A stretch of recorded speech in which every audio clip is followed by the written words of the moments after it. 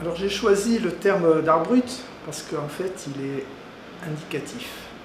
C'est un très bon indice, notamment pour l'édition. Si on fait un livre sur l'art brut ou sur les questions qui sont à côté, eh bien le terme aujourd'hui connu, au moins en France, c'est celui d'art brut. Donc c'est plus facile en fait, c'est un bon repérage de garder le terme d'art brut. Donc ça revient à la définition de Jean Dubuffet, qui entend par art brut un art qui n'est pas polissé. Brut s'oppose à poli en fait, pierre brute, pierre polie.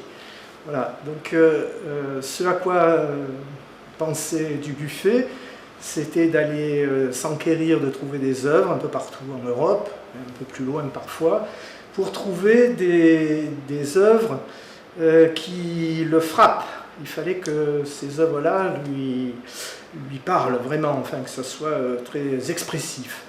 Et il a puisé beaucoup chez l'Art des Fous. Voilà. Ça c'est vraiment la base, c'est le noyau dur, je crois, de la collection de l'art brut qui est déposée à Lausanne. Et c'est ce que l'on a appelé communément, depuis le milieu du 19e, l'art des fous. Voilà. Alors ça c'est vraiment, on pourrait dire, le cœur de cette collection.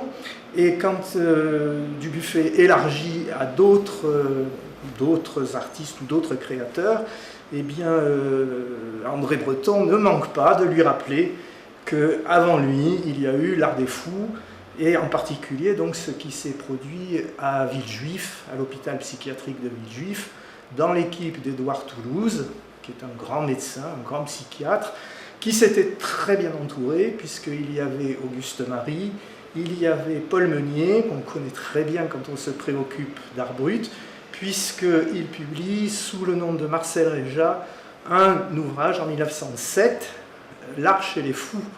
Voilà, et ça c'est effectivement capital, puisque c'est la première fois qu'un livre paraît en ne proposant pas de diagnostic. Il ne se préoccupe pas du tout de psychiatrie, mais au contraire va essayer de rentrer dans les procédés, dans les processus, et pour montrer aussi qu'un certain nombre de ses créateurs eh bien, mériteraient peut-être le nom d'artiste aussi. Voilà, donc c'est une équipe là de pointe qui se trouve à Villejuif, et donc l'art des fous constitue un peu le précaré des collections de l'art brut en fait.